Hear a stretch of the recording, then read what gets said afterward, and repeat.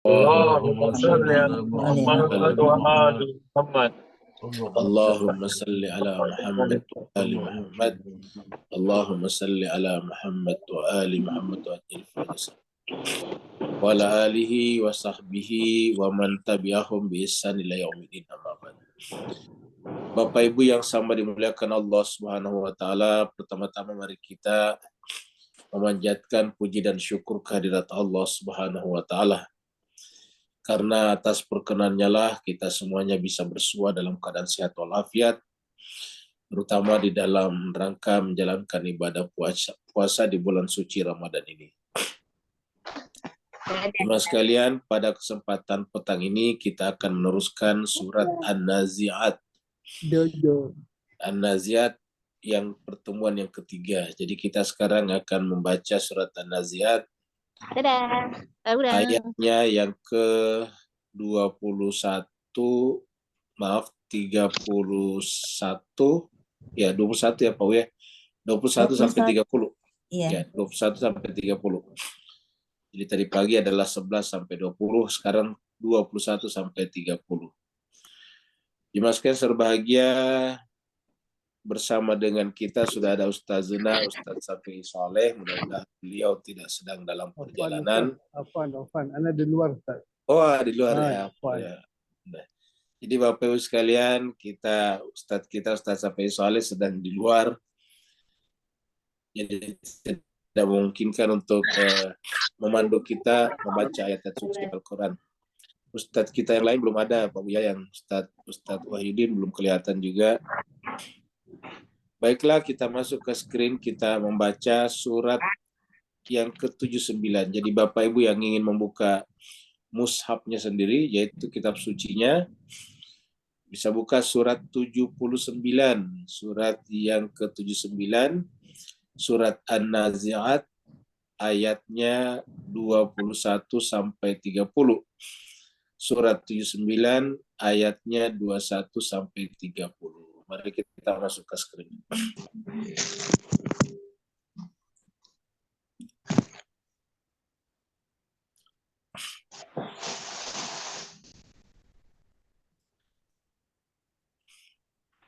A'udzu billahi minasy syaithanir rajim. Bismillahirrahmanirrahim. A'udzu billahi minasyaitonir rajim. Bismillahirrahmanirrahim. Fakadzdzaba wa 'asa tsumma adbara yas'a.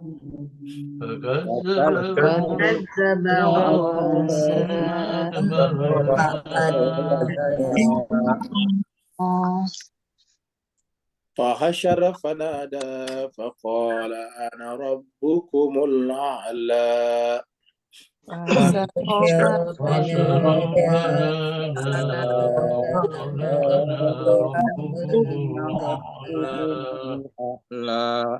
فأخذه الله نكال الآخرة والأولى.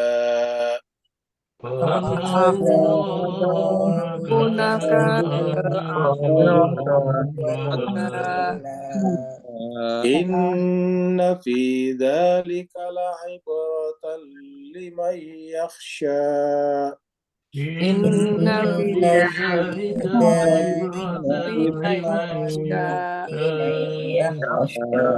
أأنتم أشد خلقا أم السماء بناها.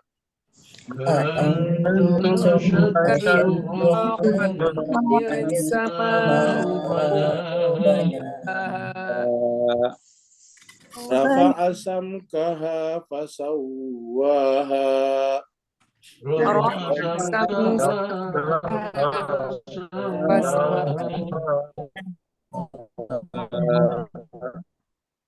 وأغطش ليلها أخرج ضحاها.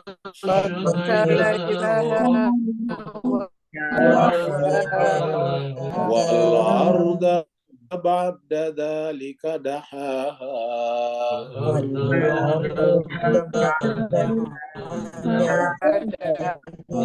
صدق الله العلي العظيم.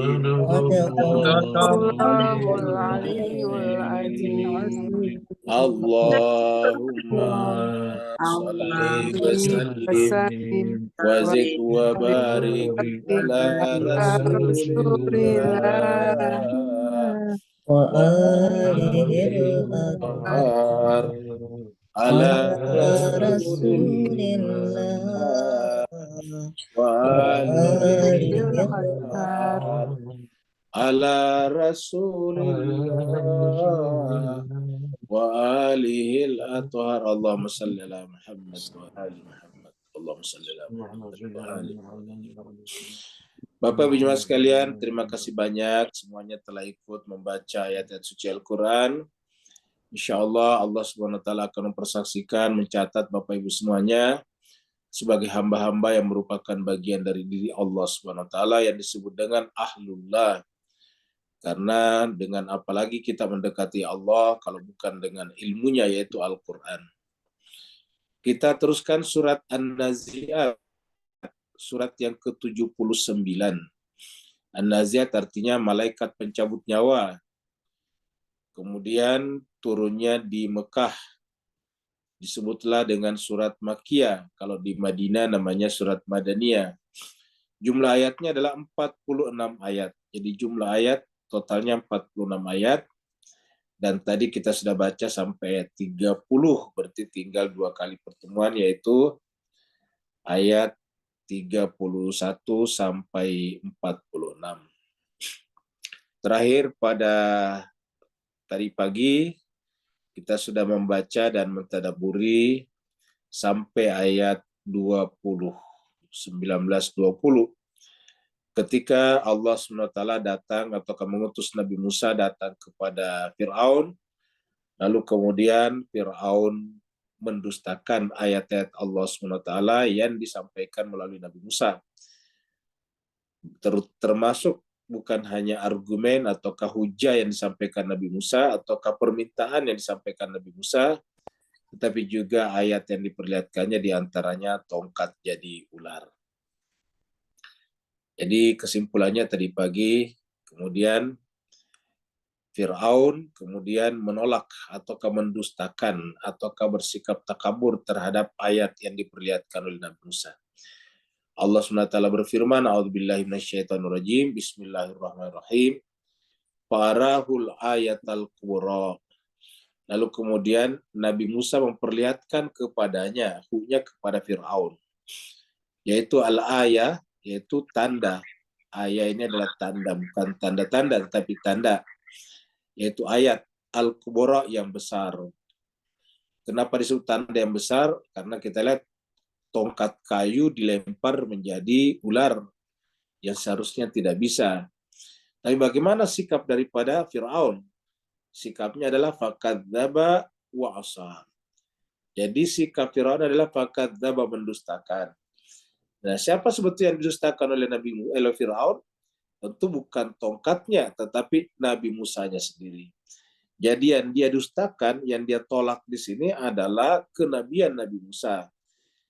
Entah itu nabi, entah itu rasul, entah itu orang saleh, pilihan, kita sebut dengan wali Allah. Karena namanya wali Allah itu di dalam Al-Quran disebutkan secara umum. Jadi wali Allah namanya, walinya Allah. Artinya sebetulnya apa yang sudah dengan walinya Allah? Secara bahasa walinya Allah bisa diartikan sebagai sahabatnya Allah juga. Tapi walinya Allah bisa berarti kesayangan Allah, kecintaan Allah. Bisa juga berarti orang yang melaluinya kita berwilayah kepada Allah. Jadi wali Allah itu adalah orang yang melaluinya kita berwilayah kepada Allah. Dengan demikian, wali Allah itu atau wali Allah itu sebetulnya punya 2 arti, mempunyai 2 makna. Ada makna umum, ada makna khusus. Makna umumnya ya dalam masyarakat kita, seperti misalnya ada wali songo kalau di Indonesia misalnya. Semua ulama-ulama yang kita artikan punya peran yang sangat besar di dalam mengembangkan Islam, dalam mengajarkan agama, dan ulama ini adalah benar-benar berkorban dengan segenap jiwa dan raganya, maka kita sebut dengan wali Allah. Tapi itu adalah sebutan dari kita. Kita sebut dengan istilah umum. Sebetulnya yang dimaksud dalam Al-Quran dalam pengertian istilah khusus, yaitu apa? Yaitu yang orang yang Allah pilih untuk itu. Orang yang Allah delegasikan kepada kita. Jadi bukan kita yang menyebut. Kalau wali seperti Wali Songo dan wali-wali yang lain, kan kita saja yang menyebut. Lebih kepada penghormatan kita kepadanya. Artinya, kita tidak ada dalil khusus dari kitab suci Al-Quran, ataupun hadis-hadis Nabi yang muktabar atau kayak masyhur yang menunjuk itu. Maka disebut dengan umum saja. Sama dengan imam. Imam itu kan mempunyai makna umum, mempunyai makna khusus. Imam makna umum itu yang kita sebut seperti imam masjid atau imam Ghazali, imam Syafi'i, dan sebagainya. Itu makna umum. Artinya tidak ada dalil khusus dalam Al-Quran, dalam kitab suci yang menunjuk untuk itu. Nah, sedangkan kalau imam dalam pengertian khusus kan berarti ada dalil khusus yang menunjuk untuk itu, dan berarti memang dipilih oleh Allah Subhanahu wa taala. Nah, begitulah juga dengan wali Allah. Wali Allah ini secara khusus adalah yang kita bicarakan adalah para nabi, para rasul, dan orang-orang yang memang dipilih oleh Allah SWT untuk menjadikan melaluinya kita sebagai manusia berwilayah kepada Allah, kepada dirinya. Nah, diantaranya kita sebut di sini Nabi Musa sebagai wali Allah. Maka fakadzdzaba, yang didustakan sebetulnya bukan tongkat jadi ular, bukan tangan keluar dari saku atau kantong lalu kemudian keluar jadi cahaya, bukan itu. Tetapi terutama sekali yang didustakan adalah kewaliannya. Ya, maka dikatakan di sini fakadzdzaba, maka Fir'aun mendustakan Nabi Musa sebagai wali Allah, wa asa, dan mendurhakainya. Apa yang dilakukan mendurhakainya? Menyusun rencana untuk mempermalukannya, menyusun rencana untuk menghancurkan kenabiannya, yaitu nanti dengan mengumpulkan orangnya, lalu kemudian meminta semua orang untuk melawan Nabi Musa. Nah, itu namanya asa. Jadi asa di sini lebih keras daripada kadzdzaba. Kalau kadzdzaba dalam hatinya mendustakan, tapi asa setelah itu kemudian menciptakan tipu muslihat, menciptakan tipu daya, menciptakan makar untuk menghancurkan yang bersangkutan. Namanya asa durhaka. Saya durhaka. Namanya durhaka itu kan kalau anak sudah mulai memberontak kepada orang tuanya, namanya durhaka. Nah, jadi asa ini sebetulnya dari kata maksiat. Ini asa maksiat, ya.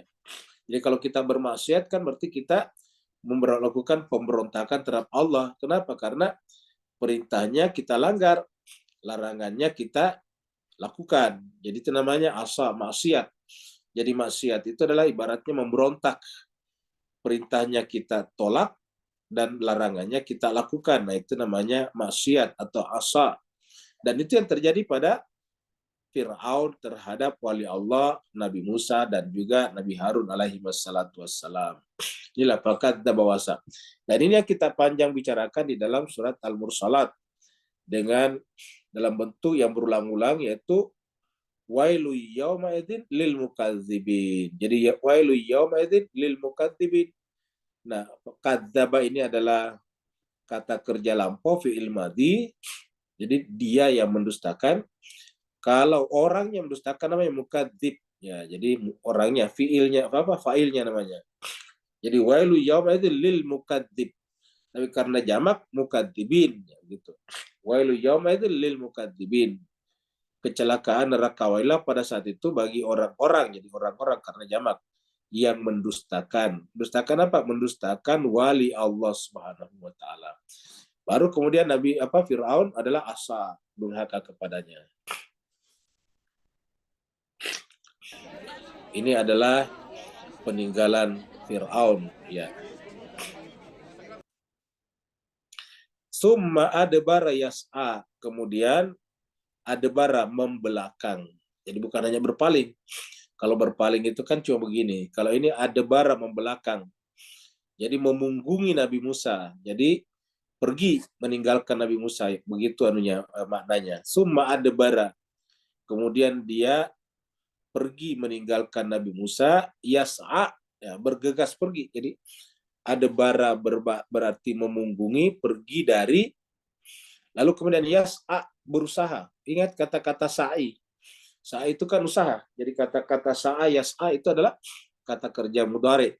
Jadi yas'a dari kata sa'a itu sa'i, ingat sa'i. Jadi berusaha, yas'a pergi. Kalau hajar, sa'i, yas'a mencari minuman untuk anaknya, bayinya, yaitu Nabi Ismail, sehingga dia berlari antara Safa dan Marwa. Kalau ini yas'a, berusaha mencari juga dukungan untuk apa? Untuk melawan Nabi Musa, yaitu wali Allah. Jadi berusaha, usahanya berbeda dengan Hajar. Kalau Hajar, usahanya adalah untuk memberi minuman kepada putranya, yaitu Nabi Ismail. Dan berarti berusaha untuk menolong pengganti Nabi berikutnya atau imam berikutnya, yaitu Nabi Ismail. Karena ingat, imam-imam setelah Nabi Ibrahim adalah dari keturunannya. Karena Ibrahim dikatakan dalam Al-Quran, ini ja'iluka linnasi imama, kamu gitu. Jadi Allah mengatakan kepada Nabi Musa, kepada Nabi Ibrahim dalam surat Al-Baqarah 124, ini ja'iluka linnasi imama. Sekarang saya melantik kamu, wahai Ibrahim, sebagai imam bagi seluruh manusia. Linnasi imama. Jadi imam. Jadi wali, imam, itu juga sih sebetulnya yang kita bicarakan. Linnasi imama. Waqala, lalu kemudian Nabi Ibrahim meminta, wa min dzurriyyati, dan juga dari dzurriatku, keturunanku. Kemudian qala, Allah menjawab, la yanalu ahdi zalimin. Baik, benar, yang akan meneruskan tugas imam sepeninggalmu adalah dzurriatmu, tetapi hanya terbatas pada dzurriatmu, keturunanmu yang suci. La yanalu ahdi zalimin. Janjiku ini ataukah surat pengangkatanku sebagai imam ini tidak berlaku bagi keturunanmu yang zalim. La yanalu ahdi zalimin. Seperti itu. Nah, dengan demikian pada saat Hajar berusaha maksimal untuk memberi minum kepada Ismail adalah sebetulnya adalah upaya untuk menolong imam berikutnya atau wali berikutnya. Menolong wali Allah Subhanahu wa taala, bukan hanya anaknya, putranya, tetapi wali Allah. Karena yang akan dibesarkan ini adalah pengganti Nabi Ibrahim selanjutnya. Dan dari situlah nanti, dari sulbi Ismail nantinya lahir Nabi Muhammad kita sallallahu alaihi wasallam. Nah, sebaliknya kalau Firaun terbalik, justru berusaha untuk mendapatkan dukungan dari masyarakatnya untuk melawan Nabi Musa dan Harun. Maka yas'a juga. Jadi sama-sama berusaha. Summa adbara yas'a. Kemudian dia berpaling dan kemudian berusaha untuk melawan Nabi Musa. Sehingga apa yang dilakukannya dia? Fahasyara. Dia mengumpulkan rakyatnya, ini hasyara. Maka dia mengumpulkan, hasyara itu mengumpulkan, tempat berkumpul di akhirat namanya mahsyar. Itu adalah isim makan, mahsyar. Jadi fahasyara, maka dia mengumpulkan, maksudnya mengumpulkan rakyat untuk mendapatkan dukungan melawan tadi Nabi Musa dan Nabi Harun. Fanada, lalu dia berseru kepada rakyatnya. Jadi dia mengumpulkan rakyatnya, rakyat Mesir maksudnya, lalu berseru kepada rakyatnya tersebut. Ini fanada. Lalu dia berseru kepada rakyatnya. Fa-nya ini sama dengan ini, terpisah. Fa, maka nada, dia berseru, dia memanggil. Di dalam Al-Quran juga ada kata-kata nada atau nadi untuk orang beriman. Jadi sama-sama nih. Ada yas'a untuk yang buruk, ada yas'a untuk melawan Tuhan. Maksudnya yang buruk melawan Tuhan, dan ada yas'a untuk membantu Tuhan ataukah menolong Tuhan, seperti intan surullah yang surukum, dengan cara membantu wali Allah. Begitu juga di sini, ada yang berseru untuk melawan Tuhan, ada yang berseru untuk membantu Tuhan juga. Kalau nada yang membantu Tuhan itu seperti yang kita baca dalam surat Ali Imran, ya, Kalau kita baca surat Ali Imran itu kan ada rangkaian doa tuh Pak Bu. Ya. Dikatakan Rabbana ma khalaqta hadza batila subhanaka faqina adzabannar. Rabbana innaka man tudkhilin nar faqad azaita wa ma lizalimina min ansar. Rabbana innana sami'na munadiya yunadi lil iman. Munadi itu pemanggil juga. Ya, jadi munadi itu adalah yang memanggil. Nada ini, kalau nada itu adalah kata kerjanya, lagi-lagi madinya, yaitu dia Fir'aun berseru. Nah, kalau kita jadikan pelaku fa'il, namanya munadi. Jadi di sini Fir'aun menjadi munadi, tetapi bukan kepada iman, tetapi munadi untuk kufur. Nah begitu dijelaskan, sama-sama munadi. Jadi kalau yang di dalam surat Al-Imran itu munadi kepada al-iman, maka fa'amanna, maka kami pun beriman. Kalau di sini Fir'aun memanggil atau berseru kepada kekufuran, melawan daripada Nabi Musa dan Nabi Harun. Jadi sama-sama. Jadi kalau kita lihat ini sebetulnya amalannya, perbuatannya orang saleh dan orang salah sebetulnya sama, cuma bedanya objeknya beda. Bedanya objeknya. Kalau Yas'a-nya Hajar adalah membantu Nabi Ismail atau Ismail. Sedangkan kalau Yas'a-nya Fir'aun melawan Nabi Musa dan Harun. Begitu juga nadanya munadi dalam surat Al-Imran adalah supaya kita beriman kepada Allah. Tetapi kalau munadinya atau nadanya daripada Fir'aun adalah justru agar kita tidak beriman, agar kita kufur, agar manusia kufur. Nah begitu. Jadi perbuatannya sama. Sama juga dengan menyembah. Sama-sama menyembah. Cuma ada yang menyembah hawa nafsunya, ada yang menyembah Allah. Sama-sama perbuatannya. Jadi sebetulnya antara orang beriman dan orang tidak beriman, perbuatannya sama. Orang saleh dan orang salah sama perbuatannya. Yaitu sama-sama melakukan sesuatu, cuma objeknya berbeda. Menyembah, tetapi yang disembah orang kufur adalah hawa nafsunya, atau yang disembah orang musyrik adalah benda-benda, patung-patung dan sebagainya. Sedangkan yang disembah orang beriman adalah Allah Subhanahu wa taala. Jadi sama-sama menyembah. Jadi tidak ada yang berbeda sebetulnya. Makanya objeknya yang menentukan. Objeknya ini nanti kemudian ditentukan oleh niatnya, innamal a'malu binniyat.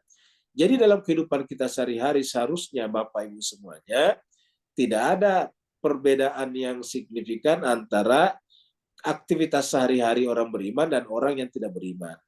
Tidak ada, sama-sama. Sama-sama cari makan, sama-sama cari minum, sama-sama cari uang, sama-sama bertani, sama-sama berkebun, sama-sama berdagang, sama-sama jadi pegawai pemerintah atau kerajaan, sama-sama jadi insinyur atau engineer, sama-sama menjadi dokter, sama-sama menjadi askar, tentara, polis, dan sebagainya. Sama-sama. Bedanya ialah niatnya, tujuannya, objeknya. Seperti itu. Jadi kalau misalnya polis yang beriman, maka tugas kepolisiannya bukan hanya mengamankan negaranya, tetapi sekaligus menjadi ibadah kepada Allah. Jadi menjadi polisi, menjadi tentara, menjadi petani, menjadi pekebun, itu adalah ibadah kepada Allah Subhanahu wa taala. Dalam rangka qurbatan ilallah, karena mendekatkan diri kepada Allah bukan hanya dengan berzikir, sholat, tetapi juga dengan aktivitas-aktivitas lain yang pernah kita sampaikan, yaitu dengan ibadah mahda dan ghairu mahda. Menjadi askar tentara, menjadi polisi, menjadi jaksa, menjadi hakim, itu adalah termasuk ibadah, namanya ibadah ghairu mahda, yang tujuannya adalah qurbatan atau takarrub kepada Allah Subhanahu wa taala. Jadi apapun profesi itu adalah harusnya sebagai instrumen, sebagai kendaraan, sebagai sarana untuk mendekatkan diri kepada Allah Subhanahu wa taala. Maka semuanya adalah termasuk ibadah. Maka ini yang dimaksud dengan wa ma khalaqtul jinna wal insa illa liya'budun. Tiadalah aku menciptakan jin dan manusia kecuali dalam rangka beribadah kepada aku. Nah itu dia. Jadi artinya apa saja dalam bentuk ibadah. Makanya kita sampaikan itulah indahnya Islam. Karena ibadah itu diartikan bukan hanya sholat, sembahyang, bukan hanya puasa, bukan hanya haji tetapi juga aktivitas-aktivitas yang lain. Seorang engineer yang berusaha untuk membuat mesin-mesin dan membuat pesawat, maka itu adalah ibadah. Bayangkan Pak Bos sekalian, kalau bukan karena mereka, kita sekarang masih harus naik perahu pergi ke haji, ya naik perahu. Masih kapal berarti sudah maju. Naik perahu pakai layar. Nah itu kan butuh berapa bulan untuk pergi berhaji. Bahkan sebelum ada perahu mungkin orang jalan kaki, ya dari Jawa menyeberang ke Kalimantan, ke Sumatera. Sumatera nanti menyeberang ke Malaysia atau Thailand misalnya. Thailand nanti berjalan ke atas sana, ke Bangladesh, ke India, ke Pakistan, Afghanistan, masuk ke Iran atau Irak. Irak, baru menyeberang ke Saudi. Mana begitu? Itu kan panjang sekali anunya perjalanannya. Tapi berkat kerja-kerja para engineer, para insinyur, para ahli pesawat, lalu kemudian dibuatlah pesawat hanya dengan hitungan jam dari kota asal sudah sampai di Mekah atau Madinah. Kan luar biasa. Jadi artinya ini adalah ibadah Bapak Ibu sekalian. Selama diniatkan sebagai ibadah, selama dimaksudkan sebagai ibadah. Dan karenanya dibutuhkan namanya iman, karena imanlah yang menggerakkan niat kita untuk menjadikan seluruh amal perbuatan kita beribadah kepada Allah Subhanahu wa taala. Maka kita lihat dari dua kata-kata ini adalah kata-kata yang dua-duanya digunakan oleh orang yang manusia. Cuma ada yang menggunakannya untuk maksiat tadi, ada yang menggunakannya untuk taat kepada Allah. Taat. Jadi ada yang untuk taat, ada yang untuk maksiat. Seperti itu. Nah, Fir'aun di sini menggunakannya untuk durhaka kepada Allah tadi, asa. Fakadzdzaba wa asa tadi. Fahasyara fanada, lalu kemudian dia mengumpulkan rakyatnya, lalu kemudian berseru. Apa seruannya? Kita lihat di ayat berikut ini. Jadi kita lihat dulu apa namanya, ilustrasi tentang Fir'aun. Ya, Fir'aun.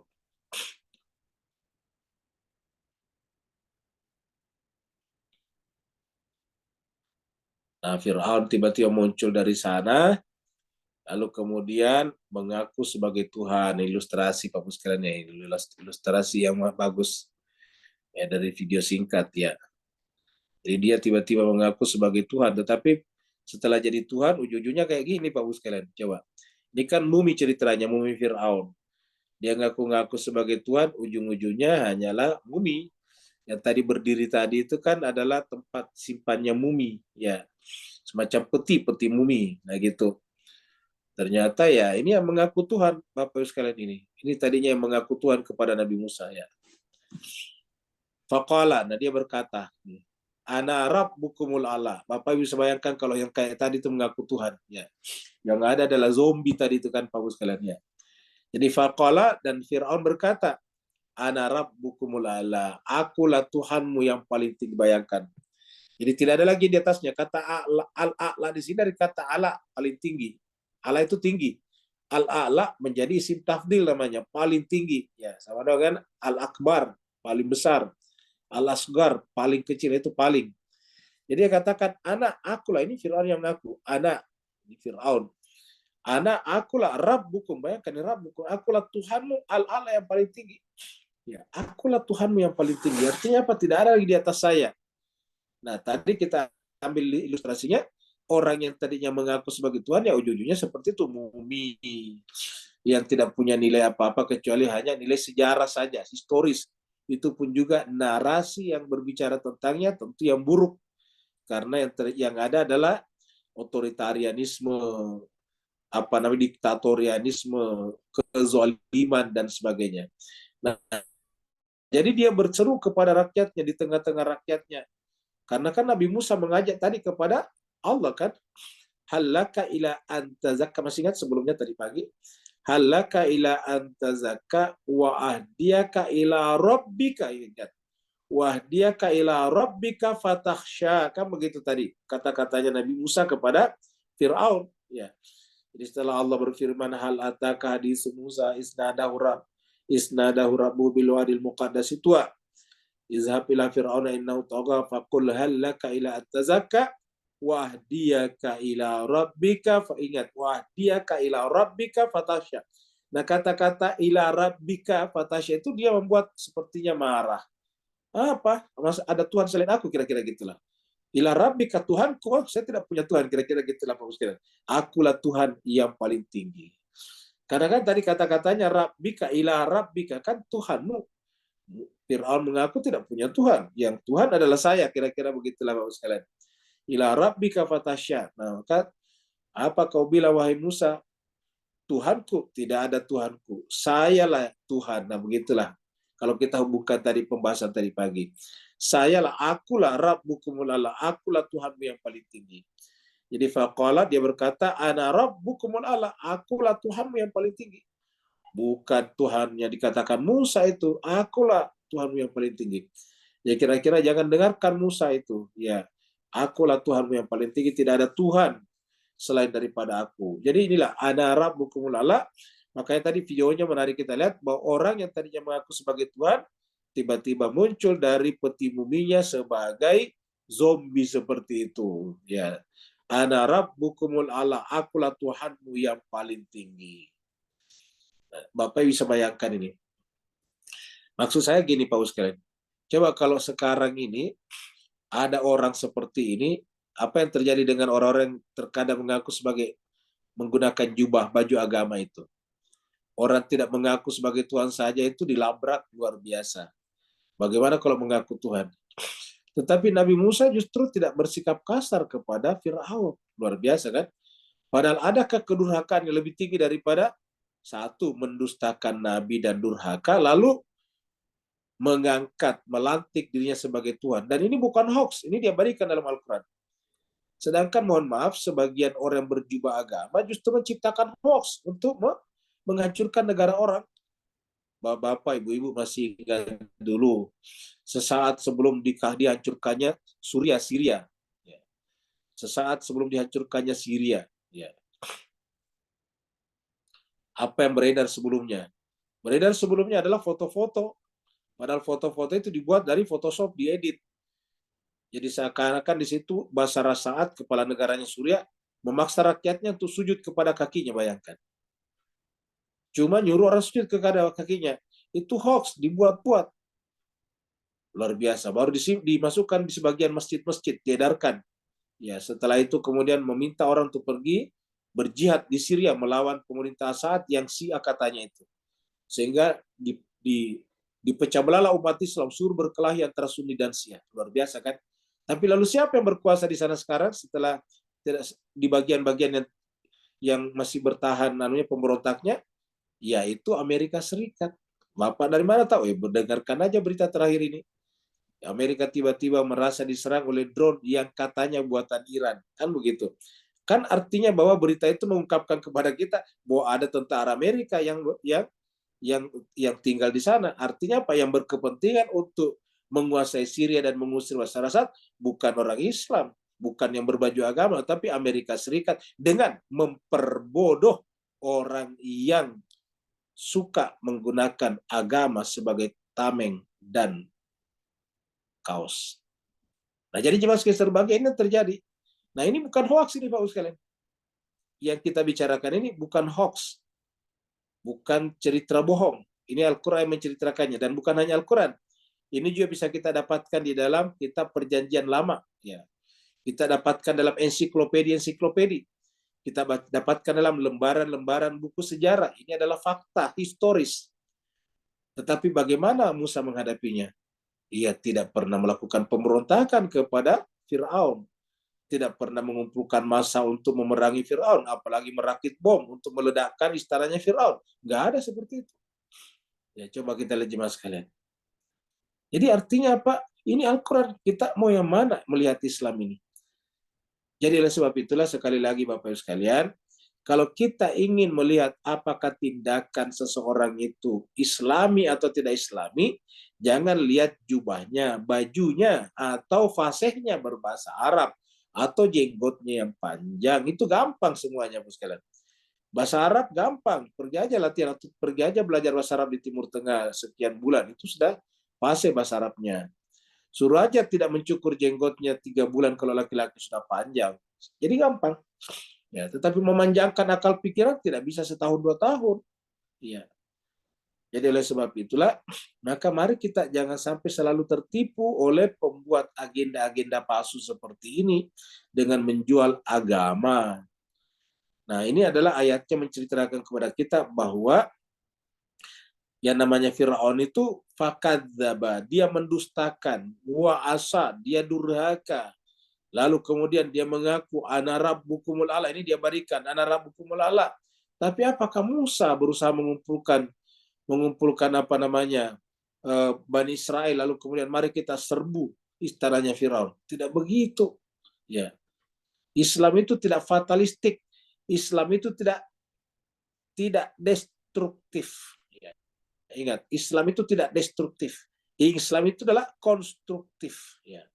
Islam itu adalah konstruktif, memperbaiki, bukan destruktif, merusak.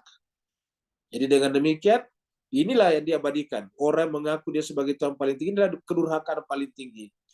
Tetapi Nabi Musa bersikap lemah lembut kepadanya. Hallaka ila antadaka wa ahdiyaka ila rabbika fatasya. Kalau di ayatnya tadi yang di surat Thaha mengatakan bahwa katakanlah wahai Musa dan Harun kepada Fir'aun dengan kata-kata qaulan layyina, kata-kata yang lemah lembut. Kata-kata yang lemah lembut. Dan ini juga yang diabadikan dalam hadis-hadis berkenaan dengan Nabi Muhammad kita kepada orang di sekitarnya. Fa'akhadahu Allahu nakalal akhirati wal ula. Akhirnya singkat cerita, ini tidak diceritakan panjang lebar. Akhirnya kemudian Fir'aun ditenggelamkan ke lautan. Apakah Musa menenggelamkannya? Bukan. Perbuatannya sendiri. Kenapa? Karena dia mengejar Musa dan Bani Israel. Musa dan Bani Israel meninggalkan Mesir atau lari. Ingat, rumus yang paling gampang lari. Ya, meninggalkan tempat itu. Dan itu yang dilakukan juga Nabi Muhammad kita ketika meninggalkan Mekah, pergi ke Yastrib, Madinah. Itu yang dilakukan juga Sayyidina Ali bin Abi Thalib dengan meninggalkan Madinah, pergi ke Kufah. Itu juga yang dilakukan oleh anak daripada Sayyidina Ali, yaitu Sayyidina Hussein, Imam Hussein, dari meninggalkan Madinah pergi ke Mekah. Di Mekah juga diintimidasi, meninggalkan Mekah pergi ke Kufah, baru kemudian dibunuh di Karbala. Seperti itu Bapak Ibu jemaah sekalian. Jadi yang namanya orang saleh itu tidak mungkin berpikir destruktif. Yang namanya Islam itu tidak mungkin berpikir destruktif, selalu konstruktif. Selalu bersifat memperbaiki keadaan, membangun keadaan. Nah, karena perbuatan Fir'aun sendiri yang mengejar Musa, Musa kemudian dibelahkan, dia membelah lautan, melalui tongkatnya dipukulkan ke lautan, lalu kemudian Musa menyeberang bersama dengan pengikutnya Bani Israel. Setelah semua Nabi Musa dan semua pengikutnya menyeberang sampai di tepi, lalu kemudian Fir'aun dengan amarah, dengan emosi, menyusulnya dari belakang. Pas mereka semuanya masuk di lautan, maka tiba-tiba lautan itu tertutup kembali. Sehingga apa yang terjadi? Tadi kita lihat di kita lihat tadi di videonya, menjadilah dia mumi seperti itu. Karena tenggelam, lalu kemudian diselamatkan oleh rakyat Mesir, baru kemudian dimasukkan di tempat mumi, di piramida itu. Fa'akhadahullahu nakalal akhirati wal ula. Jadi Allah katakan fa'akhadahullah, Allah menjadikan akhadahu, hu-nya ini adalah Fir'aun. Jadi fa'akhadahu, Allah menjadikannya. Ini Allah adalah akhadahu. Jadi sini Allah adalah pelakunya, hu. Jadi sini objeknya sebetulnya. Fa'akhadahullah, Allah menjadikannya. Gitu. Allah mengambilnya. Siapa hu-nya? Adalah Fir'aun. Yang mengaku tadi Rabbukumul A'la di sini. Sebagai apa? Nakalal akhirah. Sebetulnya nakala di sini kita artikan sebagai peninggalan. Tapi peninggalan yang buruk. Di sini ya nakala. Mungkin dari kata nakala lahirlah bahasa Melayu nakal kamu gitu, siksaan. Jadi fa'akhadahullahu nakalal akhirati wal ula. Jadi lalu kemudian Allah memberikan kepadanya nakalal akhirati wal ula. Yang cocok di sini nakala di sini adalah peninggalan, bukti, monumen untuk orang-orang yang datang di awal dan di akhir. Jadi nakalal akhirat wal ula untuk orang-orang yang datang belakangan dan pada saat itu yang sezaman dengannya dan yang belakangan. Karena akhirat wal ula ya, untuk akhir dan awal. Ya, walaupun diartikan di sini di akhirat dan di dunia. Ya, siksaan di akhirat dan di dunia bisa juga. Tapi bisa juga sebagai nakala, sebagai peninggalan bukti kejahatan terhadap wali Allah, baik yang terjadi pada zamannya ataupun yang terjadi setelahnya, begitu. Nakalal akhirati wal ula. Jadi fa'akhadahullahu nakalal akhirati wal ula. Nah, jadi inilah jemaah sekalian berbahagia. Karena Fir'aun telah mendapatkan perlakuan sedemikian rupa oleh Allah, sehingga kita sekarang diabadikanlah badannya dalam bentuk mumi itu, supaya kita bisa melihat sampai sekarang. Bahwa lihatlah orang yang tadinya mengaku sebagai lihatlah orang yang tadinya mengaku sebagai Tuhan, ana rabbukumul a'la, ya. Aku adalah Tuhanmu yang paling tinggi, kata dia. Tetapi apa yang terjadi?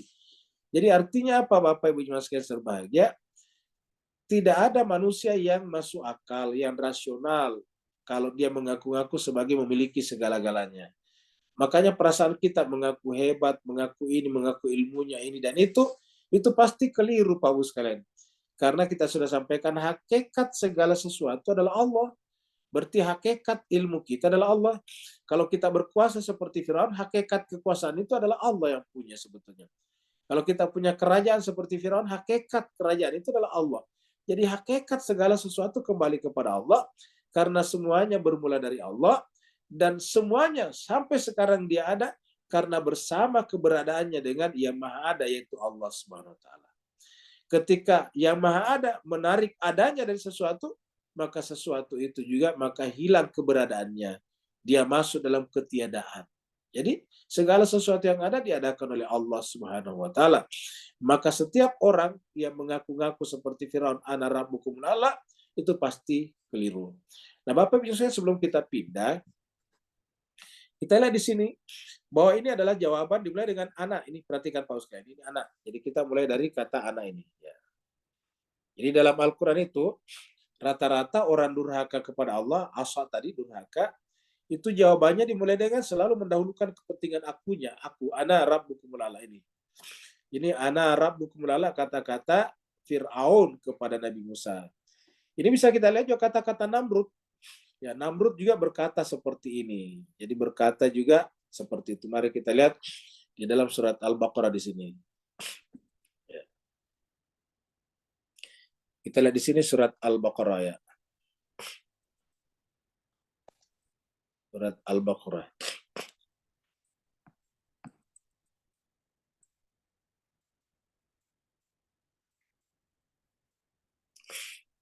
Ayat 250 sekian, 57 ya.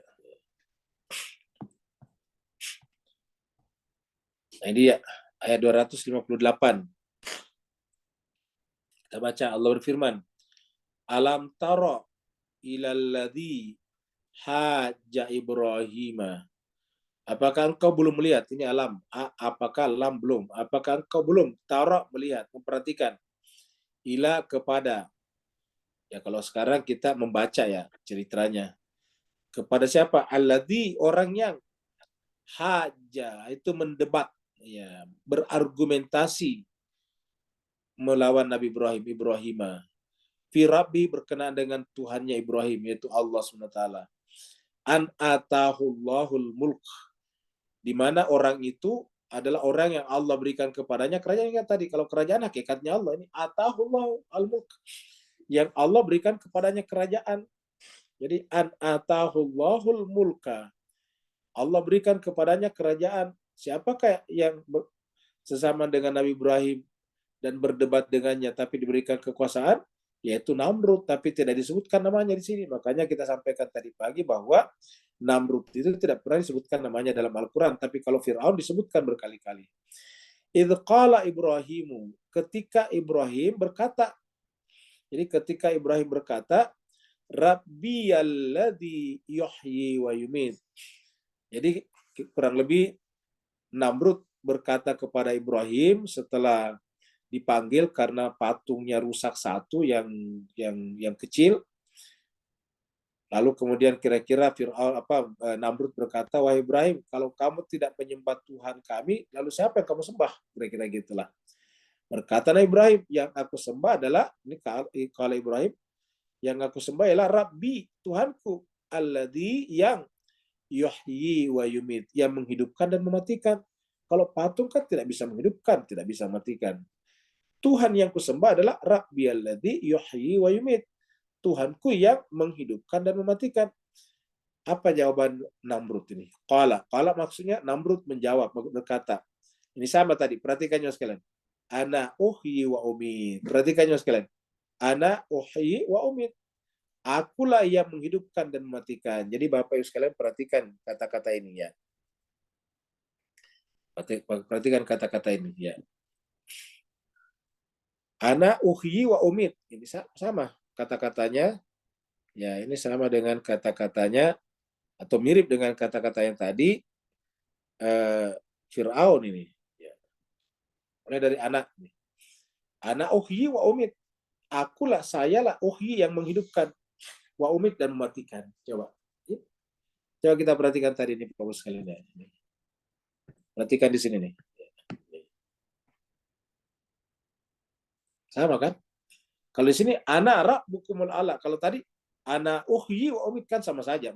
Tuhan juga sebetulnya.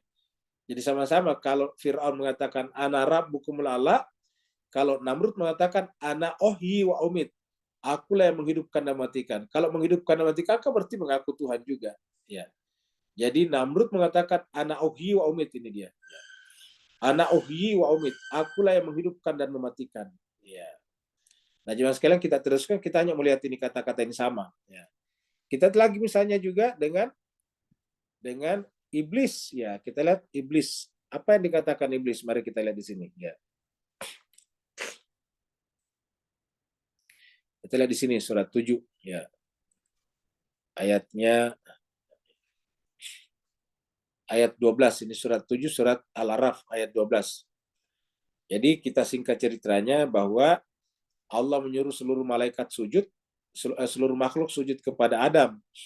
Maka sujudlah semuanya kecuali iblis. Nah sekarang karena iblis tidak sujud, Allah bertanya. Allah berkata kepada iblis yang tidak sujud, wahai iblis, mana aka alla tasjuda iz amartuka.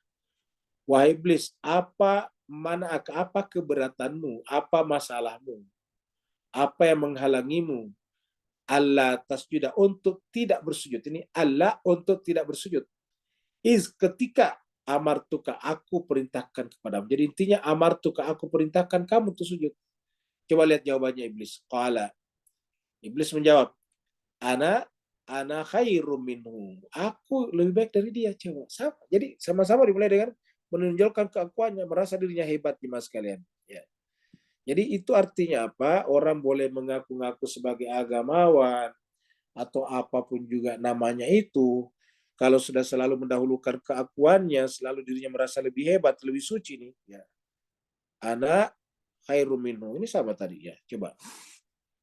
Ana khairum minhu. Jadi sudah kita lihat kalau Namrud tadi ana uhyi wa umit. Kalau Fir'aun ana rabbukumul ala. Lalu apa namanya?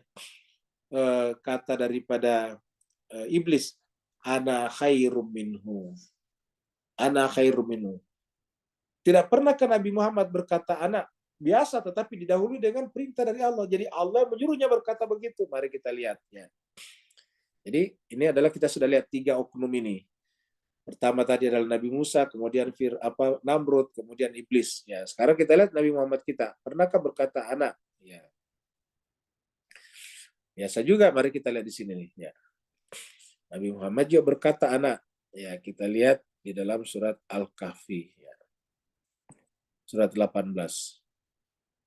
Ayat terakhir.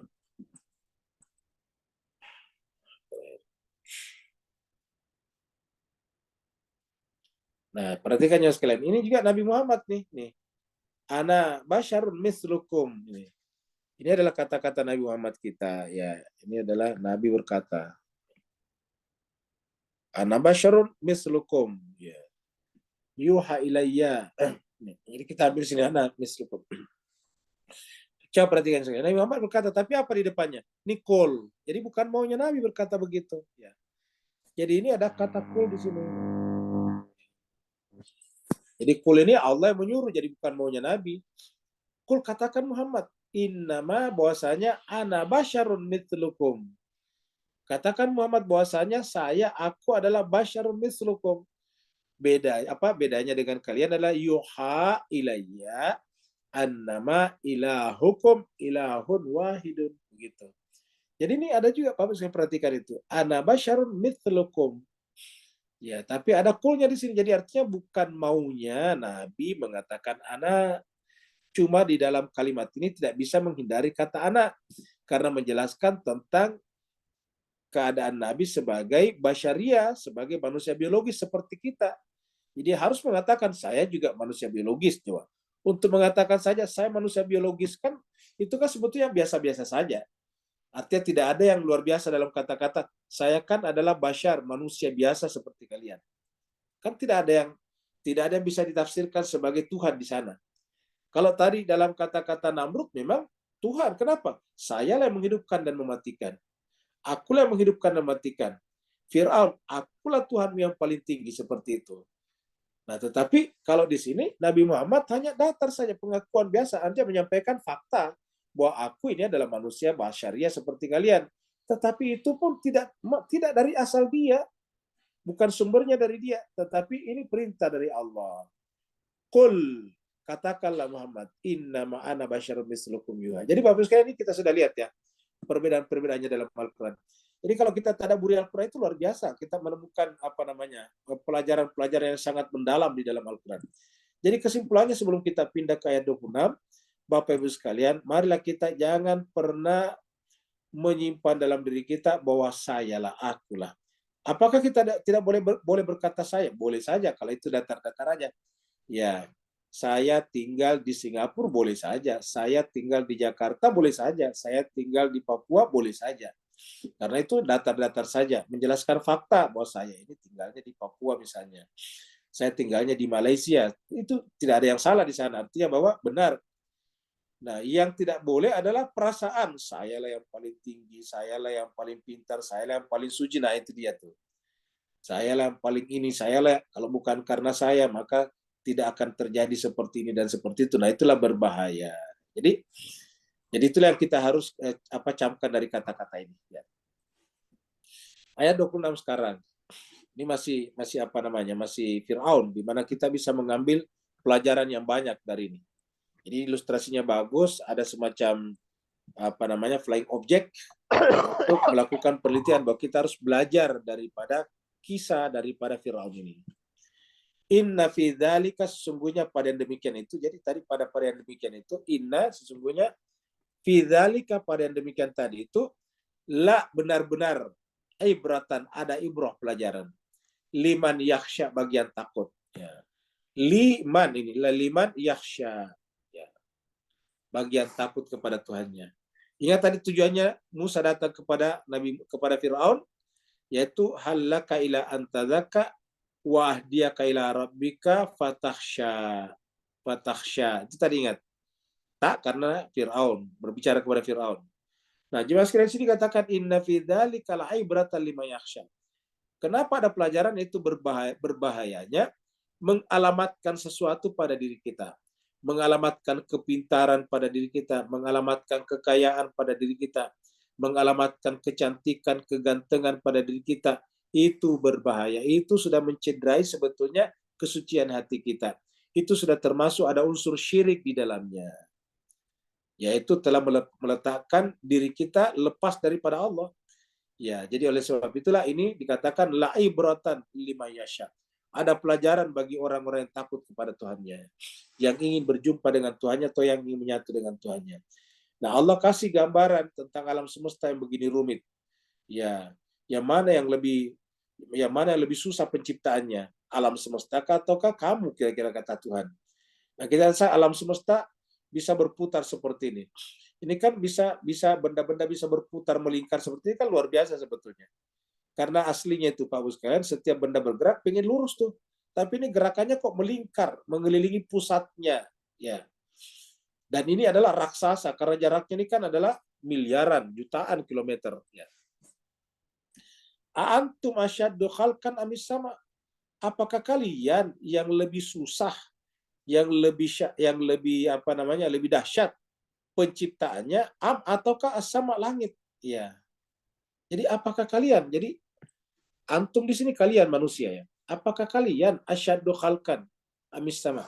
Jadi artinya kita ini sebetulnya manusia secara fisik paling penciptaannya paling belakangan, Pak Bos. Ingat, Tuhan menciptakan kita itu kan setelah semuanya terbentuk. Alam semesta terbentuk, universe. Lalu kemudian di universe ini ada satu galaksi, namanya galaksi Milky Way, galaksi Bima Sakti. Di dalamnya ada matahari dan keluarganya, di antaranya bumi. Bumi itu ada udaranya, ada oksigennya, ada airnya. Lalu di sana tumbuhlah tumbuh-tumbuhan, lahirlah hewan-hewan. Lalu kemudian muncullah manusia. Nah, Allah mengatakan mana yang lebih susah penciptanya? Antum asyaddu khalqan amis sama? Untuk apa Tuhan bertanya begini? Supaya kita ini sadar diri, Pak Bu sekalian, bahwa tidak boleh mengalamatkan sesuatu pada aku kita, anak kita. Akulah yang paling pintar, akulah yang paling suci, akulah. Pokoknya semuanya serba aku. Ya. Jadi antum asyaddu khalqan amis sama banaha dalam penciptaannya. Banaha itu dalam pembinaannya, penciptaannya, dalam menciptakannya. Ya.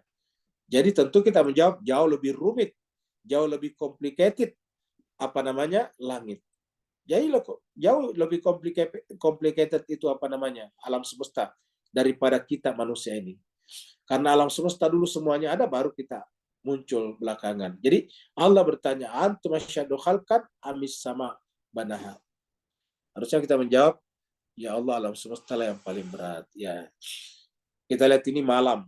Ya, malam tadinya tiba-tiba muncul tuh matahari. Lalu kemudian muncullah terang seperti itu. Nah, ini kan semuanya dan ini teratur setiap hari, Pak Bu sekalian. Ingat, teratur setiap hari sudah miliaran tahun. Ingat, sudah miliaran tahun, bukan jutaan tahun, tapi miliaran tahun ya.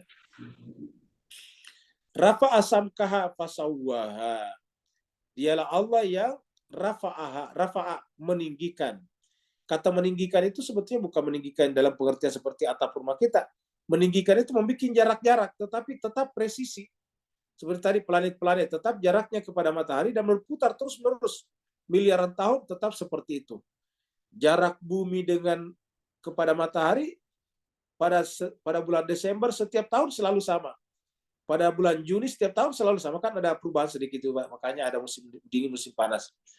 Jadi setiap tahun sama. Jadi jarak bumi terhadap matahari setiap bulan Desember sama.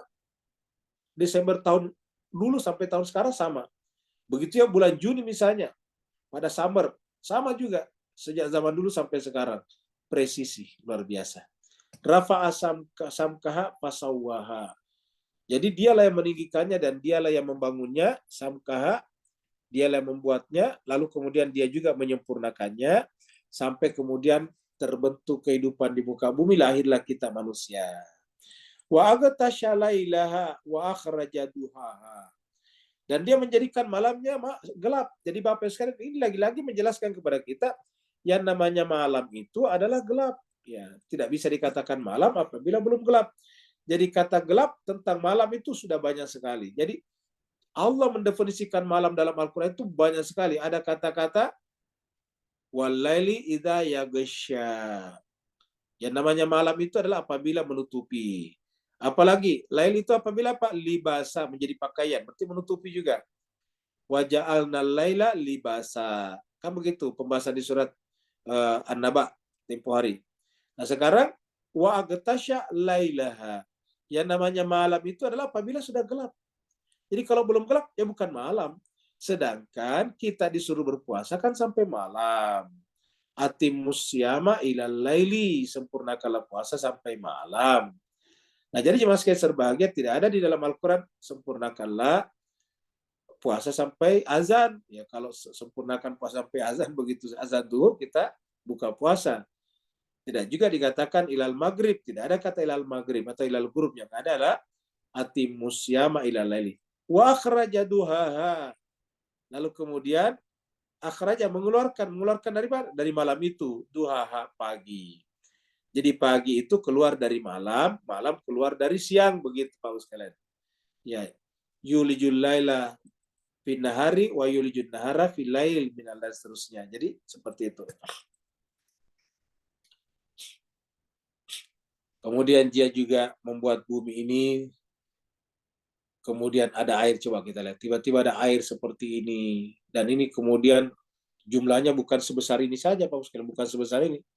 Bukan sekolam kecil itu, tapi sesamudra. Samudra ini 2/3 daripada bumi kita, air seperti ini. Dan karenanya tumbuh-tumbuhan muncul seperti ini yang hijau ini ya. Wal arda ba'da dzalika dahaha. Lalu bumi setelah itu dia hamparkan, coba. Jadi bumi setelah itu adalah dahaha, dia hamparkan ya. Sehingga nanti dari bumi yang terhampar itu akhraja minha ma'aha wa mar'aha. Lalu dia keluarkan daripadanya air. Wa mar'aha, mar'aha itu rumput-rumputan, tumbuh-tumbuhan mulai daripada lumut, rumput, lalu tumbuhlah nanti tumbuh-tumbuhan yang besar, yang tinggi, yang pohonnya tidak bisa dipeluk saking besarnya, yang berusia ratusan bahkan jutaan tahun. Ya, pohon-pohon besar itu jemaah sekalian. Lalu dari sana kemudian Allah ciptakan hewan-hewan, lalu kemudian kita manusia.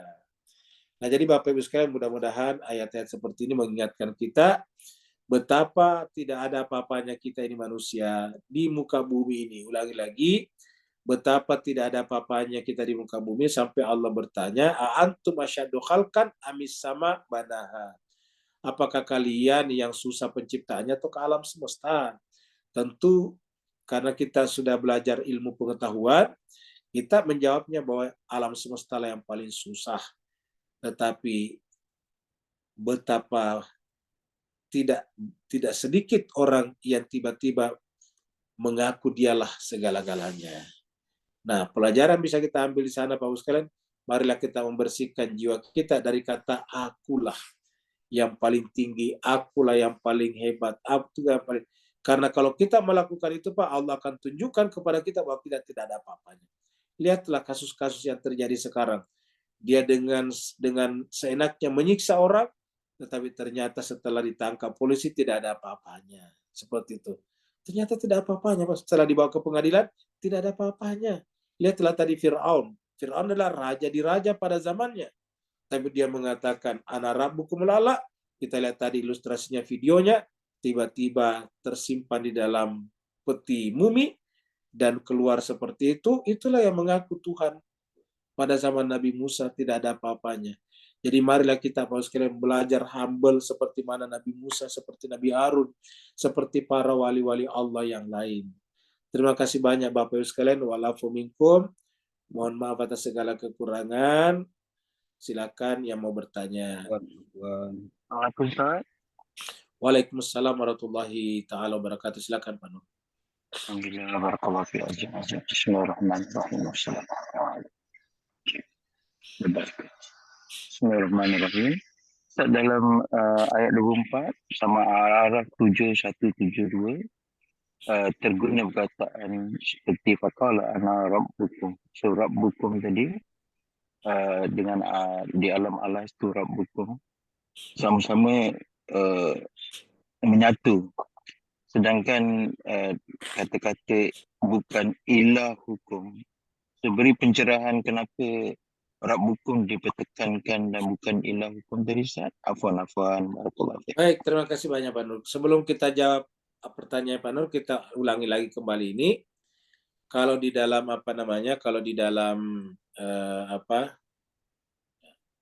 kalau di dalam surat Al-Araf itu alastu menggunakan alastu birabbikum, tapi menggunakan kata Rabb juga, alastu birabbikum. Bukankah aku ini adalah Rabb kalian? Alastu birabbikum. Ya, gitu. Bukankah aku ini Tuhanmu? Nah, dan hebatnya lagi, kata-kata alastu birabbikum itu juga yang digunakan oleh Fir'aun. Harusnya kan itu Tuhan yang berkata itu kepada kita, alastu birabbikum. Nah, sekarang kalau kita uraikan ini, ana rabbukum lala, sama saja kalau dikatakan alastu birabbikum, kan begitu. Bukan Tuhannya Musa itu Tuhan kalian, alastu birabbikum, bukankah aku ini Tuhanmu. Jadi seakan-akan Fir'aun mengulangi kembali kata-kata itu, cuma kata-kata Tuhan diambil alih oleh Fir'aun, alastu birabbikum, bukankah aku ini adalah Tuhanmu.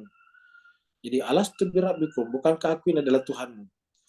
Nah, pertanyaannya Pak Nur tadi, kenapa di dalam alastu birabbikum dan di beberapa ayat menggunakan kata Rabb? Ya, seperti tadi di atas itu, wahdiyaka ila rabbika, wahdiyaka ila rabbika fatakhsha.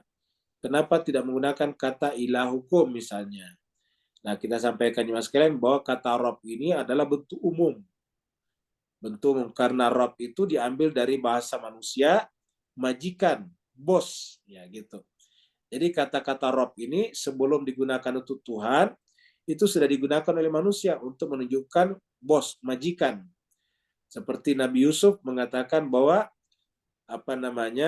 tidak mungkin saya mengkhianati bosku, ya Rabbi maswaya, Rabbi maswaya, inna Rabbi maswaya. Sungguhnya majikanku yaitu suamimu adalah bagus kepada saya. Jadi begitu. Dan di dalam surat Yusuf itu beberapa kali menggunakan kata Rabbi, Rabb, tapi bukan kepada Allah, tetapi berkaitan dengan majikan, pimpinan. Ya, itu bukan hanya Nabi Yusuf, tapi juga pemuda yang masuk dalam penjara berjumpa dengan Yusuf juga menggunakan kata-kata Rabbukuma, ya, majikan kalian berdua. Nah, jadi kata Rabb itu bentuk umum. Karena dalam kata Rabb ini mengandung makna satu adalah pencipta. Jadi kata Rabb itu artinya pencipta, menciptakan, mengadakan. Yang kedua adalah Rabb itu mengandung makna mendidik, mengedukasi, mengeducate. Yang ketiga dalam kata Rabb itu mengandung makna memelihara. Jadi memelihara. Jadi ada mencipta, mengedukasi, dan memelihara. Apa namanya memelihara? Itu tadi. Dari dulu sampai sekarang tidak tabrakan planet-planet. Tetap aja berputar pada garis edarnya, garis orbitnya masing-masing. Tidak pernah tabrakan. Itu kan dipelihara, terpelihara. Ya. Itu artinya terpelihara. Alam semesta terpelihara. Jadi Tuhanlah yang menciptakan, Tuhanlah yang mendidik, Tuhan yang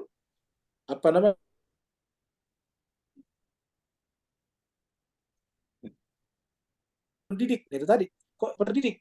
Kamu bergeraknya muter-muter ya kira-kira gitulah. Misalnya tidak ada planet yang membangkang, durhaka, tiba-tiba maunya bergerak lurus saja, kan begitu? Tidak ada. Semuanya bergerak berputar. Ya. Bukan linear tetapi bersifat siklikal, berputar. Ya. Belum lagi kita lihat misalnya di sekitar kita. Kita lihat misalnya hewan-hewan di sekitar kita. Ikan-ikan di laut itu kan luar biasa tuh terdidiknya misalnya. Ya seperti dilatih. Apa saja yang kita bisa bicarakan? Ya, apa saja yang kita bicarakan? Entah laba-laba, entah tawon, entah burung, entah ikan di laut, entah penyu ataukah kura-kura laut. Itu semuanya kalau kita perhatikan perilakunya itu benar-benar terdidik dengan baik. Yang mengagumkan itu laba-laba, kok bisa membangun konstruksi konstruksi sarang laba-laba seperti itu. Padahal dia tidak punya alat. Ya, tidak punya alat-alat seperti yang kita pakai sekarang seperti forklift, bulldozer, crane dan sebagainya. Dia tidak punya. Tapi kok bisa itu menarik sana, menarik sini pada tidak ada tempat menggantungnya. Luar biasa. Hebatnya lagi bangunannya itu adalah sama. Jarak-jarak antar benang-benangnya itu sama, luar biasa. Berbentuk segi sekian dan bisa menangkap capung, luar biasa sebagai makanannya. Nah, pertanyaan siapa yang mendidik itu laba-laba bikin sarang seperti itu, bisa bikin rumah seperti itu? Nah, kan berarti Allah mendidiknya. Allah mendidiknya. Burung ketika beranak, dia punya anak di sarangnya. Dia terbang kemana-mana mencari makanan. Pada saat makanan itu ditemukan, dia tidak makan. Padahal kan tidak punya tangan, cuma disimpan di paruhnya.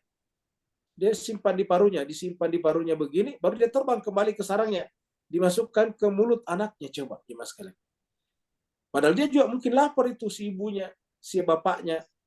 Dia lapar juga, tapi dia harus cari dulu makanan, entah ulat, entah apalah, kalau mau tergantung jenis burungnya, baru disimpan di paruhnya, baru kemudian dia terbang kembali ke sarangnya, anaknya di sana langsung buka mulutnya seperti ini. Ibunya sudah langsung, bapaknya tiba-tiba masukkan itu kepada mulutnya. Coba Mas kalian. Bagaimana? Ini kan seperti terdidik Bapak Ibu Mas kalian. Seperti dilatih, ya, seperti ada training sebelumnya, padahal tidak ada. Nah, itu adalah Rabbukum, Tuhan kalian yang berbuat seperti itu. Nah, itulah menyebabkan kata-kata Rabb. Jadi itu dasarnya dulu. Nah, lalu kemudian ilah. Nah, kalau ilah itu dari kata Allah berarti menyembah. Ya. Berarti itu menyembah datang belakangan karena dia adalah Rob kita, dia adalah pendidik kita, maka kalau kita manusia ini kan punya keinginan untuk menyembah. Maka satu-satunya yang masuk akal, yang akliyah, yang rasional untuk kita sembah adalah Rob kita, seperti itu. Jadi ana rabbukumul a'la, kalau Fir'aun mengatakan begitu. Tuhan mengatakan ana rabbukum fa'budni, kan begitu. Innani ana Allah, kan begitu. Ketika Allah meminta Fir'aun Musa datang ke sana, wahai Musa, innani ana Allah, la ilaha illa ana fa'budni. Nah, begitu. Fa'budni. Maka fa'budni, maka sembahlah aku. Nah, jadi ketika berbicara tentang ibadah, keinginan untuk beribadah, maka yang harus kita ibadahi adalah yang pantas diibadahi. Nah, yang pantas diibadahi itu namanya ilah, ilahun. Karena ilah itu dari kata Allah menyembah. Ya, menyembah. Ilah sesuatu yang pantas disembah. Ya, disembah itu artinya diilahkan. Nah, seperti itu. Maka satu-satu yang pantas disembah, ilah itu dikasih alif lam ma'rifah menjadi al-ilah, disambung menjadi Allah. Jadi al-ilah itu menjadilah Allah. Jadi yang pantas disembah itu adalah Allah. Maka dia yang disebut dengan ilahukum ilahun wahidun. Berikutnya lagi Pak sekalian. Ya. Hasil ya Ustaz. Ya, sama-sama ayah. Ustaz, ana ingin Tafadhal. Allah Ta'ala itu maha tahu sama ada kita lahirkan atau sembuhkan. Ya. Kemudian apabila iblis ingkar untuk mensujudi Adam, kemudian Allah Ta'ala bertanya pada iblis, Dan sama mak gambar. apa alasan kamu tidak mau sujud? Padahal Allah Ta'ala tahu niat si iblis tadi. Afwan ya Ustaz. Baik, terima kasih banyak Ayanda. Ini pertanyaan menarik Mas sekalian. Jadi Allah itu maha tahu. Apa maha taunya Allah begini? Jauh sebelum semuanya tercipta sudah ada pada pengetahuannya Tuhan. Karena alam semesta dan semuanya, pokoknya semua makhluk lah. Maka Allah sudah menjadi pengetahuan baginya. Jadi pengetahuan Allah menjelma menjadi ciptaannya. Kalau kita kan ciptaan dulu baru kita pelajari. Kita pelajari hewan-hewan, lahirlah ilmu hewan. Kita pelajari batu-batuan, lahirlah ilmu batu-batuan, geologi namanya. Nah, kalau Allah justru terbalik, ilmunya dulu baru menjadi ciptaan, menjadi makhluk namanya. Nah, jadi Allah sudah tahu. Nah, pertanyaannya ya tanda, kalau Allah Maha tahu, kenapa bertanya kepada iblis? Ma mana'aka alla tasjuda iz amartuka? Apa alasanmu tidak bersujud ketika ku suruh bersujud? Seakan-akan Tuhan belum tahu. Nah, sebetulnya dialog-dialog seperti ini adalah untuk Tuhan memberitahukan kepada kita.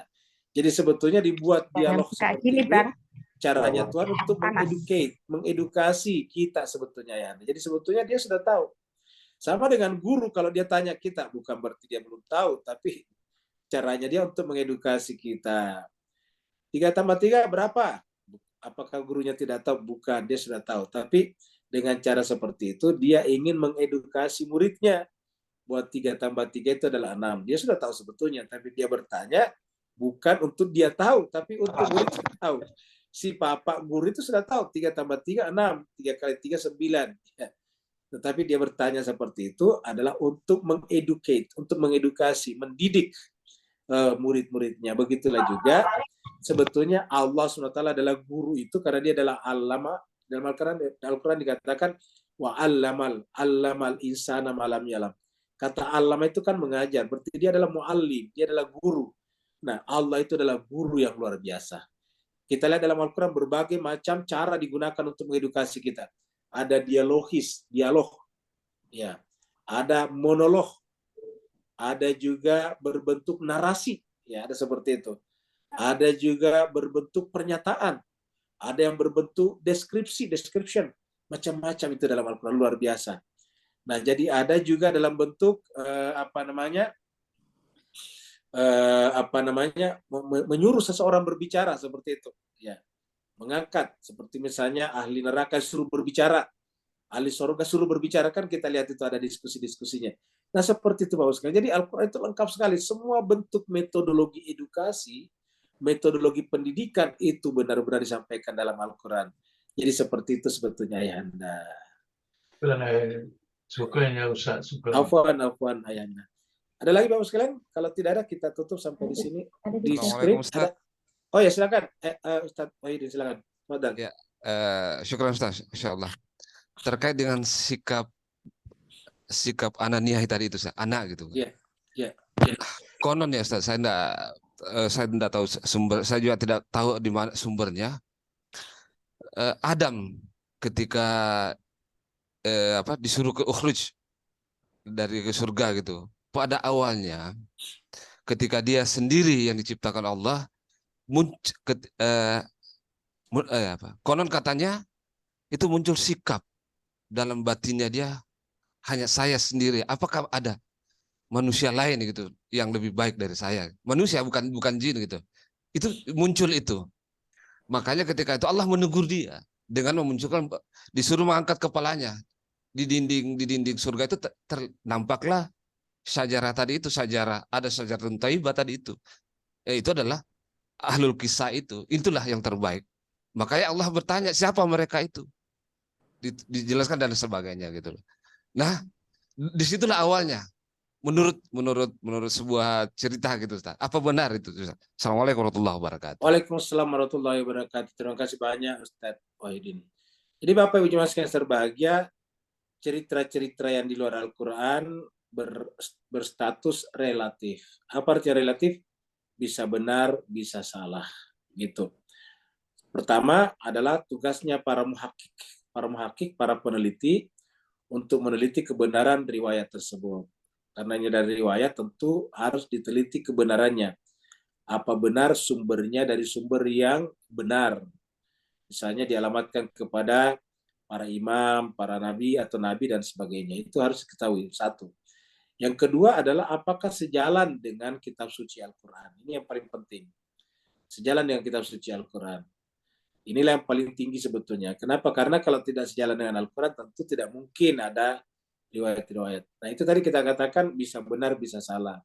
Kenapa relatif? Nah yang sifatnya mutlak benarnya hanya Al-Quran. Karena Al-Quran mengatakan Dzalikal kitabu la raiba fihi hudal lil muttaqin. Di dalam Al-Quran kita tidak menemukan pengakuan-pengakuan Adam seperti tadi, menggunakan kata anak, aku misalnya, pada saat dia masih sendiri kita tidak temukan.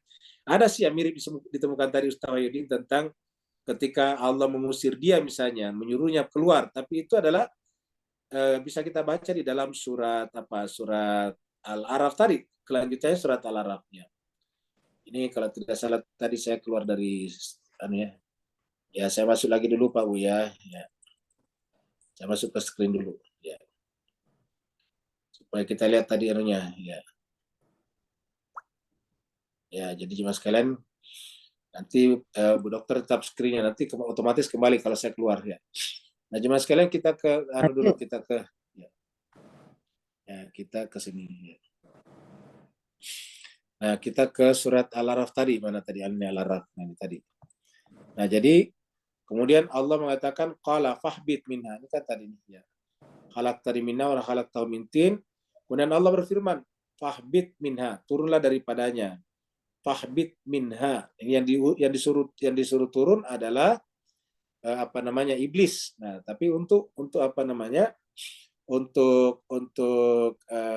Adam dan Hawa nanti ada lagi di bawah sini ya. Nah, di sini nih. Nah, setelah Adam ini dia ya. Qala ukhruj minha. Ini masih iblis ini ya. Qala Allah berfirman ukhruj minha. Keluarlah daripadanya. Ukhruj ini kata kerja perintah itu satu orang karena iblis. Minha umam madhura. Jadi kata ukhruj ini adalah justru perintah Allah kepada iblis ini. Kita lihat dari atas ceritanya ya ini. Ya. Jadi ini iblis mengatakan nih, la'atiyannahum, aku akan mendatangi mereka min baini aidihim wa min khalfihim wa an aimanihim wa an syama'ilihim dan seterusnya. Baru Allah berfirman, ini Allah berfirman kepada iblis, ukhruj minha mad'uman madhura. Jadi ini kata ukhruj justru Allah ungkapkan kepada kepada iblis seperti itu. Jadi ungkapkan kepada iblis. Nah, sedangkan kalau kepada Nabi Adam itu di surat kita lihat di dalam surat Al-Baqarah dikatakan wa idh qulna ya adamuskun. Itu menggunakan kata ya adamuskun anta wa zauju. Langsung ada tuh anta wa zaujuka. Ya adamuskun anta wa zaujukal jannata. Jadi itu yang kita temukan dalam Al-Qur'an. Jadi kalau misalnya ada tadi riwayat-riwayat tadi, saya kira perlu kita teliti dulu kebenarannya. Kalau memang dia benar berarti bisa kita cari lagi ayat-ayat yang bisa mendukungnya di dalam Al-Quran supaya kita bisa mengkombinasikannya. Jemaah sekalian berbahagia, memang ini masalah sedikit muncul adalah itu sebetulnya Hawa dari mana kan begitu. Karena kalau dikatakan dari tulang rusuk kita sudah tolak, pasti keliru. Karena tulang rusuk itu kan bengkok. Asalnya wanita masa bengkok. Jadi kita berpikir bahwa wanita ini memang makhluk khusus yang didatangkan dari surga sebetulnya untuk menemani Adam. Jadi seperti itu. Jadi Adam itulah dari tanah, wanita itu Hawa itu dari surga seperti itu. Nah, kita sekarang pergi ke screen. Ya, tadi siapa tadi nih pertanyaannya? Pak Burhan. Ya, pertanyaannya Pak Burhan ya. Pak Burhan bertanya tentang mohon penjelasan mengenai perbedaan Fir'aun dan Muljam agar dapat kita mengambil pelajaran sewajarnya. Nah, jadi cuma sebagai apa perbedaan Fir'aun dan Muljam? Perbedaannya namanya saja ya. Satu namanya Fir'aun sama satu namanya Ibnu Muljam. Tetapi perbuatannya sama-sama ya, perbedaannya sama-sama. Fir'aun ingin membunuh Nabi Musa dan Bani Israel, sedangkan Ibnu Muljam membunuh Imam Ali, Sayyidina Ali bin Abi Thalib.